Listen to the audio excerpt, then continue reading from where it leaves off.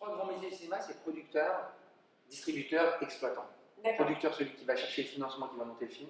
Distributeur, c'est nous. Donc on va récupérer le film et on va en faire quelque chose. On va lui donner un nom, un titre, une bande-annonce, une date de sortie, une identité. Et l'exploitant, c'est toutes les vitrines. Donc en gros, je compare souvent ça un peu il y a une carrière dans laquelle les gens vont récupérer du diamant brut. Le diamant brut va être taillé par un distributeur et l'exploitant, c'est le bijoutier. D'accord, je comprends. C'est un peu oui, ça. donc c'est les trois étapes. Exactement, trois grandes familles du cinéma. Après, dans chaque famille, il y a tous les métiers, évidemment, il y a des tonnes de métiers. Oui, après, il y a forcément... Mais en fait, donc, le propre des studios, c'est de distribuer des films qu'ils ont produits. C'est-à-dire de ne pas faire d'acquisition. On ne va pas sur les marchés, on ne va pas acheter les films des autres pour s'en occuper. C'est vraiment le propre. C'est-à-dire qu'ils initient leur propre projet et ils s'auto-alimentent des projets qu'ils vont distribuer derrière. Donc ils sont maîtres de l'ensemble des droits sur l'ensemble du monde. D'accord. L'intérêt, c'est que vous êtes l'ayant droit pour le monde entier. Quand vous avez un Mission Impossible, par exemple, et que vous êtes l'ayant droit de Mission Impossible, alors le dernier qui s'appelle Ghost Protocol, qu'on a sorti il y a 3 ans, vous avez l'ensemble des droits monde. Donc l'ensemble des recettes monde, quand le film marche, c'est pour vous. Ça vaut le coup. Donc, et derrière, l'ensemble de l'exploitation des droits sur la durée de vie du film et sur la durée de vie au-delà, c'est-à-dire les droits vidéo, les droits télévisés, dans le monde entier, c'est à vous. Donc derrière, c'est des énormes sources de revenus. Par contre, le risque, c'est que quand on initie un Mission Impossible, on va prendre un exemple concret, les coûts de production de ces films-là sont tellement gigantesques. Si le film ne rentre pas dans ses frais ou va dans le mur, imaginons des crashs industriels, ça peut devenir un drame industriel. C'est-à-dire que ça peut mettre un studio en péril. Un film à 200 millions de dollars, et à un moment donné, je ne sais pas si vous connaissez beaucoup de sociétés qui ont 200 millions de dollars à perdre sur leur compte en banque, mais je ne crois pas. Donc c'est le vrai problème. À perdre, mais à très vite regagner après. Ça, c'est pas facile non plus. Pour le regagner, il va falloir remettre de l'argent et reproduire quelque chose d'équivalent au moins. Donc il est là le vrai problème. Donc l'économie des studios, elle est fragile.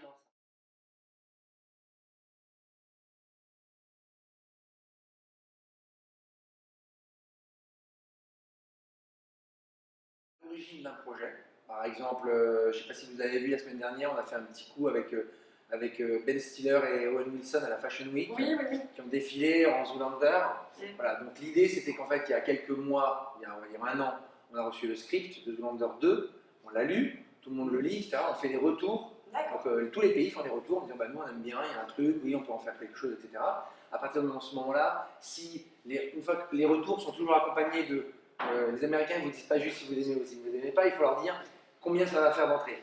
D'accord. Voilà, c'est quand même vachement facile. C'est facile, bien sûr, tout le monde le sait, c'est évident. Donc je sais combien vont faire tous les films en entrée de maintenant à dans 200 ans. Donc ça, mais c'est comme ça, personne ne le sait, mais il faut quand même leur faire une estimation. On a besoin de travailler là-dessus. À partir du moment où le retour des pays, donc ce feedback, permet pour le studio des estimations en box-office qui peuvent rentrer, cumuler les unes aux autres dans un budget qui pourrait être mis en vis-à-vis d'un budget de production et donc qui a un sens. Donc en fait, on dit que le film à ce moment-là, il est greenlighté. Greenlight, c'est un feu vert, d'accord.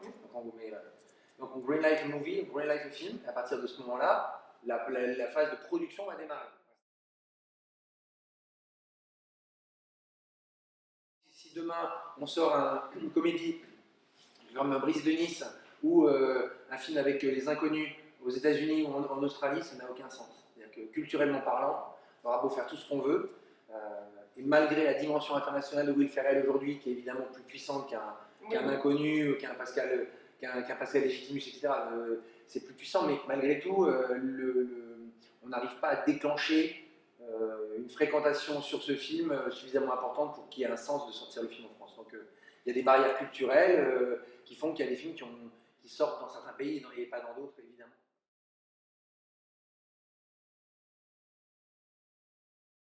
Il faut être ici avec un film pas encore sorti, mais déjà prêt à être présenté, donc il faut que le timing soit bon. Voilà. Mais c'est super, et puis c'est plein de gens que j'adore. Oui, donc c'est bien aussi. Donc c'est un acteur que je connais depuis longtemps, avec qui je travaille depuis des années et que j'aime beaucoup, qui travaillent sur toute la France et qui viennent ici sur les rencontres. On se rencontre justement et on passe ce temps ensemble et c'est top, c'est vraiment que des gens adorables. C'est une initiative corporatiste très intelligente, très ingénieuse, très agréable, qui est un vrai tremplin de notoriété pour les films français pour ce premier trimestre de l'année. Pour le deuxième trimestre plutôt. Et puis l'initiative marche bien, c'est très suivi par le public, c'est très suivi par la presse, par vous, et les professionnels inscrivent beaucoup de leurs films ici. Vous avez le programme sur 5 jours, il y a plein de films à voir. Oui. Et tout le monde vient, tout le monde fait l'effort de venir, se mobilise, parce qu'il y a un vrai truc, il y a une bonne vibes. Ouais. Oui, bah, c'est ce qu'on a l'air de bien voir ici. Du coup, Laura, t'as juste... Il y a des bonnes vibes. Yeah.